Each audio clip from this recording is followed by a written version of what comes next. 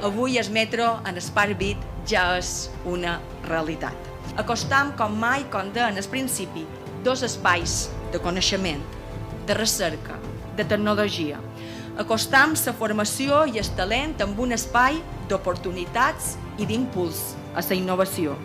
Perquè d'això, d'innovació, de recerca, va també, o diria jo, va sobretot la transformació d'aquestes illes. Aquestes illes amb transformació que estem acometent des del govern de les Illes Balears en col·laboració amb tota la resta d'institucions. I ara, el metro de Sparkbit, la connexió en 2 minuts des de la universitat, el principal pol de recerca i d'investigació que tenim a les Illes Balears, i en 15 minuts en el centre de Palma serà un nou atractiu per l'atracció d'empreses i inversió i talent en aquest espai, que ha de ser, indubtablement, locomotora d'innovació per situar, ara sí, les Illes Balears a l'avantguarda de la Mediterrània. Moltíssimes gràcies.